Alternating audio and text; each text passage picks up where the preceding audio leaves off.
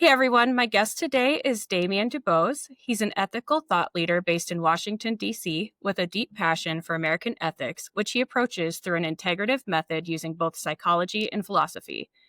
As the author of America's Ethical Archetype, he advocates for transformative changes in governance and education. Through his work, he helps listeners not only understand the root causes of the country's political dysfunction, but also lays out practical solutions to fix it, encouraging a national dialogue on ethical leadership and political integrity. Welcome, Damien. Thank you. Appreciate it. Thanks, Yeah, Sam. yeah, Thanks for having me. of course. So, do you want to tell us about America's Ethical Archetype and why you wrote it? Yeah, sure. Okay. It was, I guess, the writing the book. I never planned on writing a book in my life. That wasn't like a plan of mine. It's just that I think based on the last maybe 5 to 10 years, like I really wasn't into politics at all as a kid, or younger growing up. But it seems like so many things have happened in the last, you know, 5 to 10 to 15 years that I guess you have to pay attention to. We're all tuned into like news and all of that. And so information is disseminated everywhere. And I just found it to be in many ways like unintelligible, like some of the things that were happening. Like I just couldn't understand why people were coming to the conclusions that they were coming to. So Yeah. at some point, I mean, throughout my life, I was always interested in like psychology. And at some point in time in the last 5 to 10 years, I got involved with some philosophy. And I just started to see, oh, wow, people have understood these issues for a long time now. And it's like, it's not that we don't have answers, it's really that we don't use a lot of them is Hmm. one of the problems. And so I'm dealing with those different philosophy books and psychology books. And I just happened to read one book that intersected with another. And it was like an aha moment where I'm thinking, this is what needs to be explored. How psychology and philosophy and politics intertwine, how they meet. And I think, well, I'll just like to try my hand and give a clear explanation of that. And maybe that could do some good somehow. Yeah. I guess I personally, it does seem like in politics, there are a lot of psychological tactics that people Right. use to kind of manipulate to get people to vote a certain way, stuff Right. like that. It's the tactics are one thing. So I look at that as like strategy in a Hmm. sense. And I guess a lot of that's warranted. But I really wanted to get to the core of, because I've read books who try to get to the core of what's the difference. And I don't like to play the right and left game, but people do try to have books that says, well, this is the fundamental difference between the right and the left. And this is how these people look at the world and how these other people look at the world. Whereas, I mean, maybe there's some truth to that, but I just wanted to get to a more foundational level understanding of what's really going on here. So that's where I explored into that part. Yeah. Yeah. That makes sense. Why do you say America's real crisis is a loss of moral authority? Oh, because I think you're smiling. Um, because at the end of the day, I think there are people who don't believe in moral authority at all. Mhm. And I think the people who believe in good, believe in life, um, believe in order, it's interesting to me that when maybe someone might challenge the idea of moral authority, they don't really have an intellectual foundation to back up their claim. It's more arbitrary. Okay. And that to me is unfortunate because there isn't an element of moral authority. And it's really the way that I position it in the book. And I'm using systems of thought, experts in psychology and people in philosophy who've already made these arguments and they've been around for a while. I'm just using those systems of thought to say, well, our ideas about life originate in our minds. And so therefore, for lack of a better word, we do make it all up. So we have to understand the way our minds work. And then instead of like being, or exhibit our self-awareness to say, yes, we make it all up. And this is where the authority comes from. This is how we generate that authority or how we exhibit it and how we exercise it in a society. So if you don't know that, or if you can't defend it on like intellectual grounds, I think it just makes it so much more difficult to Right. have these conversations, because what it comes off as is just, oh, you're arbitrarily saying things just because you feel this way. And I don't think that that's going to help the conversation. That makes sense. I mean, I know a lot of people it's hard to say like, well, what you're feeling might not be right or might not be moral, Right. it is hard to kind of wade through all that and decide what's best for the most people, you know. Yeah. And even with that, it's just, I don't get to that conclusion, what's best for most people. I get Really? to a different conclusion, but we can get we can get to that part. Uh, Yeah. Now I'm curious. Do you want to save that for later?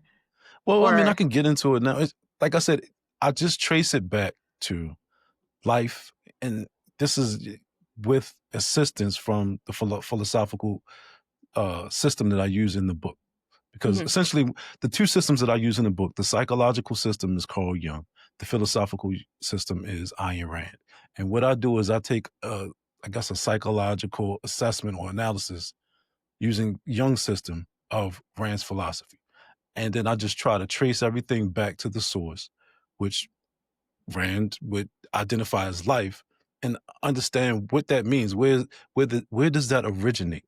And so that's what I mean about tracing it back to the mind. Like, it's all made up in our minds, and we don't have like a collective mind. We have individual minds. So I trace it all the way back to the individual. I look at the foundation of the country, which I posit was based upon individual rights. And so to get to that concept, you have to essentially say the individual is the moral concern for society. That's the source of moral concern, not the group, but the individual. And that's the conclusion I come to. Yeah. Okay. Why do you believe most people are living by ethical frameworks they have never consciously examined? Because I think that's the history of the world. I mean, I think that's what psychology tells us. Yeah. For the most part, is we as I was going through the book, I started to learn that, oh, that this idea of an individual is a new thing. It's not, well, fairly new. It's not like if you go back to the beginning of human history, people were identifying each other as individuals. That's not how it was. It was more of a collective mentality, no individual differences between people. You kind of aspired to be part of a group, and that's how you gained your status, or what you did for work, or where you were born, who you were born to, and all of those different things. That's the history of most of the world. Identifying individuals is something very specific to, I mean, America, in a sense. I mean, you might say in places maybe like France or something like that, but in America specifically, that idea is the basis for the creation. Just to identify, people have, they would call, I guess, natural rights, but I would call individual rights. And so that, to me, that understanding, it just takes some time, and a lot of Yeah. people don't really, they haven't been, we don't teach this stuff. I don't think I wasn't taught this in Yeah. school. Um, and so Yeah. just, Wow. yeah. So Yeah, that's I don't kind of how I remember get there. talking about it. Yeah. Yeah. Yeah. Do you so and I do think that it might be easy to get sucked into, they say that there's almost tribalism in right versus left. And Right. if you're not all right or all left, then the group kind of will shun you over certain things. And do you think that because that's how it was done in the past, it's easier to get sucked into that group think instead of individual think? So on us, I think the answer is kind of yes and kind of no. So Yeah. the reason why I say that is, I don't think that we have to be sucked into that way of life. The Mhm. w- the way I always try to explain it like this: like, what we consider normal is a level that we uh, aspire and try to help children attain. Meaning to me, then what I'm trying to say by saying that is that the tribal nature is embedded in our entire being, the way we grow up, you know. The getting away from that is just us having generations of knowledge and stacking that knowledge and being able to give children tools and recognize values to say, oh no, you don't have to adhere to the tribal nature of a base human being. And so Right. I always try to just separate because I think a lot of times people think, like, what happened to I have a friend of mine that might say, well, what happened to this person where they exhibit this tribal behavior? And my answer is really, what didn't happen to them? What didn't they get in education growing up to Okay. help them overcome that tribal behavior? Yeah. So, Yeah. That makes sense.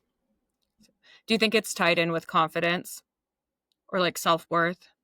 hmm. Oh yeah, I mean, Yeah. self-worth, yes, absolutely. I mean, the whole idea of self, that's what I mean. That's tied into the concrete thinking mentality Hmm. from what I'm writing in the book. The idea of a self isn't it's an evolution, it's an elevated idea. Some people don't even acknowledge themselves as a I mean, now they understand themselves as a physical separate being, but not an intellectually, psychologically separate being. So therefore, there's no self to have confidence for. There's no, um, it's not even a reliance on the self. Like the self, in my opinion, should be celebrated, and that's kind of what's gone along with this individuation process and this independence. And you have to celebrate the self to get there. But that some people just don't develop that. I That's what my conclusion is coming to. Yeah. That makes sense. There's, yeah, kind of someone who kind of goes along with what other people tell them and Right. however they're raised and maybe just Yeah. stay that way, I guess. Yeah. Yeah. I mean, that is almost most, if many, if not most, of people, right? Mhm. Because once again, I say that these ideas are made up. The whole idea that people are individuals and have the right to do what they want to with their lives. That is an idea that someone proposed and people adopted. It's Uh-huh. not like nature tells us that. It's that, oh, this is what we want. So we're going to form a society around this thing because this is how we want to approach it. And so, Right. yeah, Yeah. Yeah. Makes sense. Why do you say most political solutions fail because they avoid the real problem? because I just don't think that they get to the root of it. So in America, I think there's a special problem, and we've just talked about it. It's Mhm. the individual is the source of moral concern and the source of moral authority, and individual rights should be protected first at all times. And I don't think that that's the argument that we get. I think we revert back to the collective coming Yeah. first, and then the individual can find some way to live within the collective groups that we, I don't know, prop up or whatever. And Mhm. I just don't, we can't solve, well, I think we can't solve the problems that we have that way. And I think that's why, for me, the conversations that we're having are stale a lot of times in the mainstream because we're not getting to the core of, wait, how do we determine what is good?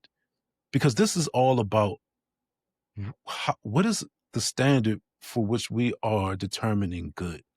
Mhm. And that to me is the question that has to be answered first. Because if good to me is what's good for the individual and then the society comes after that, and good to you is good for the society first and then the individual comes after that, we don't even have a grounds that we can have a conversation on. Like, Uh, we don't even have, we're not approaching the conversation using the same metric, the same standard of measurement. So that's to me just it makes the conversation almost impossible. that makes That's what I sense. think. Yeah. Um, as you describe it, it made me think of a biology class where you describe or where organisms. They find their niche, you know, Mhm. what they do best, what fits best for them. And so with individualism, if you focus on what you want, what you're good at, you could Mhm. almost be more valuable to the group that you belong to because you've got these specialized skills if you embrace them. That's just kind of what I Yeah. was tying to is, you know, if You would have to do that. You would yeah. have to do that because your existence in society, the way you interact with people, when I guess what psychologists sometimes would call your character, is what's going to be the tool that you can create an existence from. Because unless you're going to do all the work yourself, you're going to live off of the grid. You need to interact with people. You need to have some sort of soft skills. You need to have some sort of, technical, productive skill that you can trade with. I mean, because trade is actually the thing that's helping us get more for our time. So you have to learn how to interact with others, and that's going to cause you to develop certain skills and hone in on them and evolve those skills and sharpen them. So that's how you like. I never want to present the argument that the individual exists devoid of the group. No, the individual and the group, they're not one and the same, but Mhm. they can't be separated in a sense. You're not just going to be born with no one around. It's at least a mother and a father or Right. somebody. And so there's a Right. group there. So, That makes sense. What is the difference between political managers and ethical leaders? I mean, I think so. Political managers to me would, off the top, I would say what we see a lot today. So I think a lot of times in business and even in politics, where I think that this mentality should not be, is that people know how to get the outcome that they want, but it's not connected to an idea of good or bad. Right. And so that's Mhm. what I mean about ethical leaders. Ethical leaders lead within the context of good and bad. Political managers, in my opinion, those lines don't really matter. They're just saying, hey, I can get the votes this way, or I can get the support this way. Well, is your idea a good idea or a bad idea morally? I'm not really making any determination. I'm just saying this is how we get the job done, Yeah. which I- that's just not, that's not what I want to see in my political or government leaders. I mean, I understand how it happens in business. And so I can make my choice if I want to support that business owner or whatever, or that company based upon their ethics that they exhibit. But Mhm. in government and policy, I need you to operate within good and bad. I need you to identify Yeah.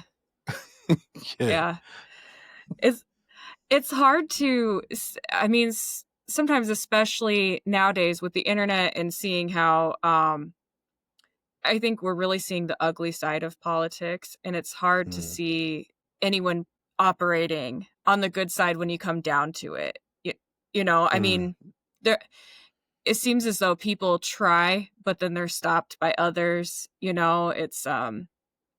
yeah. it's kinda Yeah. ugly. I mean, I think it's almost as if, like, I don't government and business are they not totally different, but they are separate Mhm. entities in society. And you can't approach one the same way you approach the other. And I just think that what people are just getting into is that, oh, we have to compete. I've got to get I've got to get Yeah. funding. I've got to get funding and I've got to get the the ear of the people by any means necessary. And that to me it's not sustainable and it's not good. Yeah. What do you think about religion in politics? I don't think it has a place in politics. Yeah. It doesn't. Um, but I mean, I think Yeah. we see that. We see that a lot. I think what it is people try to justify their morality or their ethical stance through religion, Mhm. and possibly that may have been the history of the world. I think that could be argued, or the history of the company. I mean, the country. Mhm. However, I think going forward, I don't think that works anymore. I don't think it's going to work, and I wouldn't support it if it even if it did work. But Yeah. I just think that you don't have the numbers like you had before, where you could just control people. Like, people aren't believers in mass like they used to be. Like, Mhm. you don't have the numbers. You don't have the groups that can support you and your religious beliefs and vote the way based upon those beliefs. So I Yeah. just don't think that it's going to work. Yeah. Yeah, I agree with that. It's hard to with so many different people here now with different beliefs and Right. you know, there's I think every religion there you could disagree with some part of it and it just doesn't I don't think governing off of religion is the Yeah, right thing, I guess. and I would the other part of the book. So it talks about reason a lot, and one of Ayn Rand's things in objectivism is very much about reason versus mysticism. So essentially, mysticism is belief without evidence, right? And so Okay. reason is belief with evidence. Mhm. And we're talking about basically inserting religion into politics.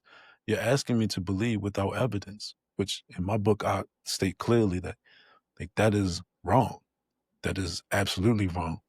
I mean, absolutely, there's nothing good to come from that, because you can then make me believe anything, because I don't need evidence for my belief. Right. Mhm. Yeah. We kinda touched base on this already, but why can't science, tradition, or emotion determine what is good? Yeah, we did.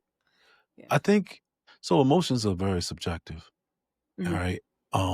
So I guess we can touch on both sides of that. Emotions are Okay. very subjective. That they are individual things as well, but like, how do you order society around that in a just way? Because let's say we create a law and I do something and it doesn't basically break that particular law, but you feel like I still don't like what you did, and so I can't I can't set my life up and make choices ahead of time in any type of way, because there's no firm judgment happening here. Like, anything can happen at any time, so that's also going to put me into almost like a sense of terror in a sense. Mhm. Um, so to me, that's the subjective way. But then if you look at the science piece of it, and and this is just me right after talking about things having evidence and reason to believe, which I think are great. But the thing about science is that there is no meaning. And I don't know if people like, I don't know who follows your podcast. It's it Yeah, don't worry about it. Honesty But is yeah, what matters, you know? yeah. Yeah. So that there is no meaning. Like, Mhm. people, this is what I mean about sometimes with people who lack self-awareness. They think that meaning exists outside of them. No, meaning is in us. We are meaning making machines. We make the meaning. Like, Mhm. people have children. Oh, you should love your child.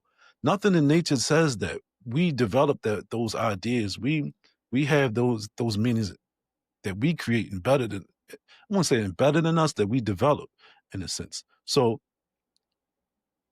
I think with the scientific method and the scientific approach to life, I think that approach almost looks at life in too sterile of a way. Like, Uh-huh. yes, you're looking at evidence and you're coming to conclusions based upon evidence, but you're forgetting that we are people. We are the subject, and we convey the meaning. We tell you if this is good. Not necessarily we tell you if this is good or bad, but there is a subjective element that must be respected in people. And with a specific with a only scientific approach to life, it doesn't grasp everything, because that means it's another form of a lack of self-awareness, because we have bias in Mhm. everything that we do. So you need to acknowledge it and move forward, but don't pretend like it doesn't exist at all. Right. Yeah. Yeah, I've had well, with COVID, we saw a lot of this where it's not to, not to touch a such touchy subject, but That's right. some science was right and some science, oh, that's not right. But it's like, but it's science. You can, like you had said before, you can approach something with bias. So if you are wanting to get a certain result with testing, observing, whatever, you're going to see what you want to see, and then you might get something that doesn't match up with that. Oh, that was a fluke. That was, Right. doesn't quite happen that often. That was a fluke. Well, maybe over time there is something there, but yeah, it's not fail proof, I guess, Yeah. I is mean, it's I think scientists know this. I think they know that, but yeah. like that time, the COVID time, and I told you this is like one of the inspirations for the book. It's Yeah. the reporting. There was a difference between the science and the reporting that I don't think ever got resolved. And I think what we saw many times was that the reporting would take the science and do what it wanted to do with the science when it Mhm. got to that reporting part of it, which I felt like that was a disservice to people, Yeah. you know? Yeah. Yeah. I was in biology classes and stuff during all of this, and I'm like, but this isn't necessarily, that Mhm. it kind of basically what you said. It wasn't always fully truthful, just like parts truth or whatever. It just, yeah, Yeah, it was a weird time. and it's just an area of focus. So one of the examples that I think that I guess I don't know, I'm keen on certain things. So in the beginning, when the reporting came out, it was deaths, deaths, deaths, because Mhm. nobody knew the mortality rate at first. So it was just like, oh, people are done, which is okay, facts. Those are facts, right? And then at some point in time, it became cases, cases, cases Mhm. because the deaths weren't like keeping. Well, I'm not going to even say why or because, but it's my belief because the deaths aren't necessarily tracking to the estimated mortality rates that we were talking about before. So Mhm. it's just like, oh, it's a bunch of cases, and just that quick switch in the reporting. Like some people may not notice that, but I'm noticing that. Oh, we were talking about deaths, and now we're talking about cases. Well, Yes. okay, these are different things. So Yeah. that's just one thing. Right. I mean, like a cold, we don't we don't keep track of, oh, this, how many people have a cold today. It was that kind of Yeah, bumps the numbers up quite a bit when you're counting cases versus deaths. So, yeah. And yeah. then it's a story. Then you have a story. Then you can Mhm. sell a story. And I'm not trying to say that people shouldn't get vaccines. I'm not trying to say that people shouldn't be aware of deaths or cases. I'm fine with all of that. I'm just Mhm. saying that this reporting was pointed. And the other fact that I would point to that I talk about, well, I don't even know if I talked about this in the book. It's just that at that time we were going through an election, and I Yeah. just felt like news was being manipulated in a way to manipulate election results. So I'll just say that. Mhm. It does seem it does seem that fear can drive people to do a certain or do certain things, and that it Of did seem course. like the reporting was intended to scare people, but I Yeah. mean, yeah, I agree. If you want the vaccine, do whatever you want. Right. But you would hope that the people giving the information would be 100% truthful. Um, so it was Yeah. a very unfortunate situation. Exactly. That's what I would So, call it. yeah. Earlier you were talking about how if you had to do everything based off of others' opinions, i- you're going to be in the wrong no matter what. And it made me think of lover or hater Nancy Grace. Um, I don't Mm, know if you listen to her at all. A lot of people don't like her, but what I do like is that if it's the law, and that's what she goes off of. She might not like the law, mhm. but that's what's written. So that, Right, it's a tangible thing to right, focus on versus all the feelings and everything like that. right. Um, so how to get that into politics, or it's just it's much more wishy-washy, I guess, Yeah, I depending. mean, I think so. One of kinda like I said, Ayn Rand is a heavy influence in this book. It's almost like 40% of the book, in a sense. It's an examination of her philosophy. And one of her things is that politics is not really what you should be pursuing, like just changing the politics. You need to change the understanding and the education. And then the politics will change as a result of people's understanding and, I guess, education in a sense. Yeah. So that's where, and I think that's where I try to aim my book, and it's aimed at education. I know I talk about politics, and I think a lot of people love to talk about politics, and it's Yeah. like skipping the step of understanding. I think I just like, oh no, I think they just want to be able to point fingers or whatever. Uh-huh. And I'm not. That's my book is not written to get one or a group of people to be able to point fingers at another person, is or Mhm. another group. It's written in a way to help people say, oh, here is the foundation, or here's where these ideas come from. And so with that understanding, I can approach life in a more, I don't know, in a more realistic or more rational way or Yeah. reasonable way. I think Yeah. I think that's really important. I think that's something everyone should consider. So, Yeah.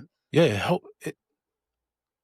My growing up is when I guess when I write or when I'm thinking, I'm actually thinking about me growing up. Like, I wish that someone had presented this information to me in this way. That's how mhm. I really think about it.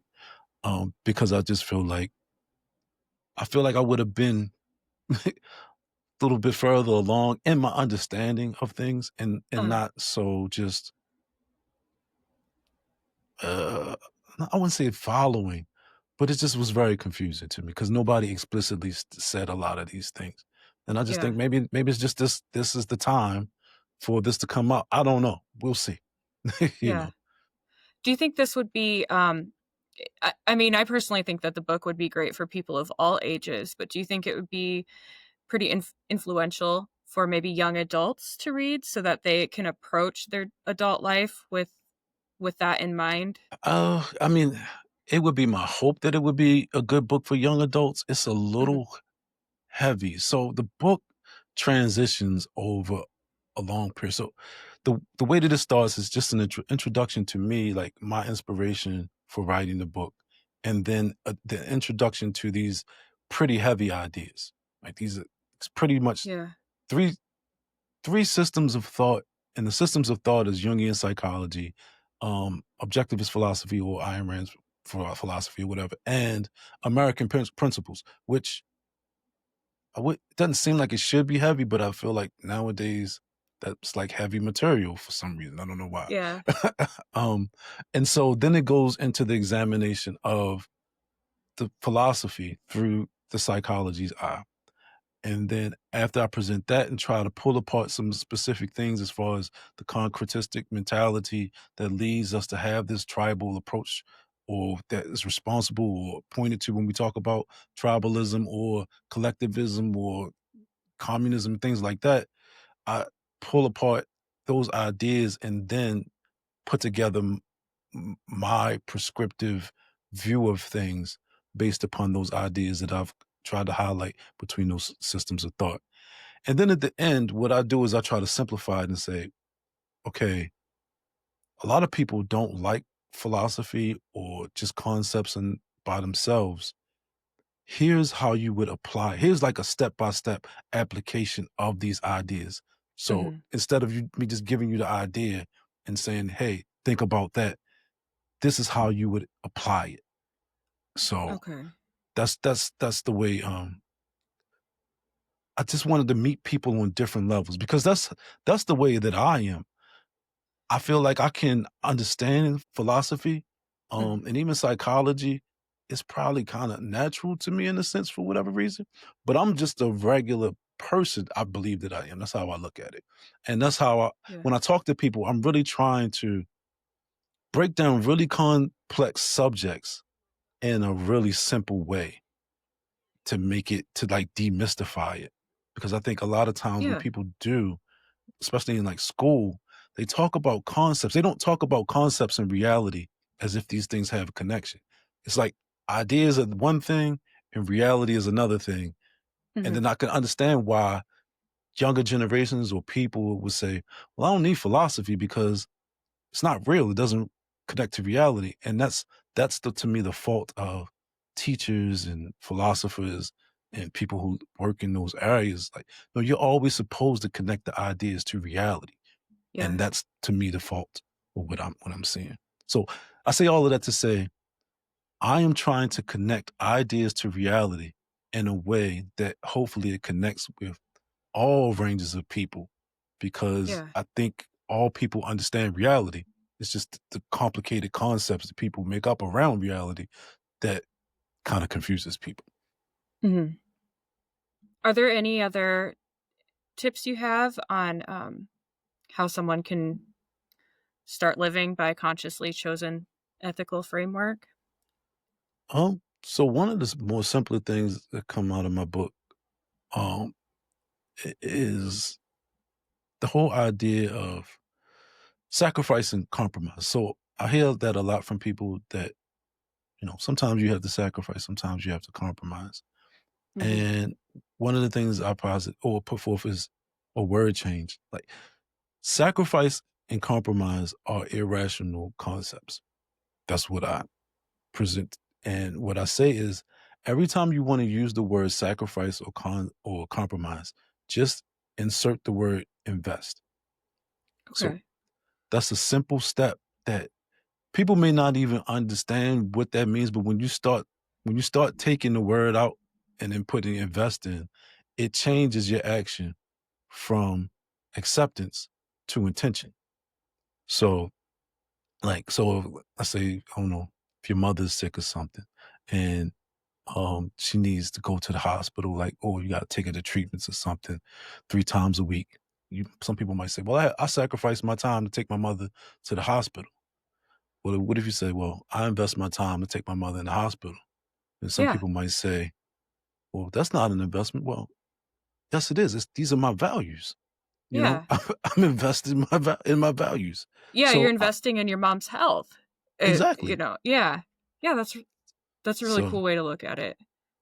yeah. So that's one of the more simple things that I try to present. Just kind of like give things a better perspective to get that intentionality. Yeah. Awesome. Alright. Are there any other last points or anything else you wanna drive home? I mean, I think we touched on a lot of it. Yeah. I, Yeah. I think a lot of people believe. I don't know. Maybe they don't know, maybe they do know, but I just don't think that we can continue down the path of the narratives that we're seeing in mainstream conversations and get Mhm. to a better place politically. It has to change, in my opinion, has to evolve. And it's not that I'm presenting anything that's really new. It's just that the ideas that and conclusions that we've come to in the past, we actually need to apply them. And so that's the thing that has to be recognized and be used. I mean, there's some tools, and I would hope that the audience checks out my book, or Yeah. it's on Amazon, Amazon.com. The name of the book is America's Ethical Archetype, and it's um, establishing the psychology of moral authority and correcting our country's broken politics. You Perfect. can reach me on my website and Yeah. DamienTDubose.com, and yeah, and just give me a review or just reach out to me and have a it's just, to me, I think this is a beginning of a conversation. This first book, I don't know, it might be my only book. I'm not sure, but It was Yeah. supposed to start a conversation that helps us get to a better place and have better conversations. That's really what it's about. Yeah. I think personally that you need to keep going with it because what's out there right now, most of it just doesn't even scratch the surface. It's just headlines, rage bait, we're Right. not really actually focusing on what people need, want, what they really think. So I think Right. I think that you should keep going. Thank you. So Thank you. I Thank you for the will encouragement. put all of the links and everything in the show notes and on social media. I love the cover of the book too. Thank you. So yeah, Appreciate hopefully it. the audience checks it out, gives you some Yeah, reviews. So I all right. appreciate it. Awesome. Well, it was a pleasure to speak with you. I'm really happy Likewise. you came on the show. So All right. all Thanks, Sam. right. Sounds good. I'll talk to you soon. All right, see ya.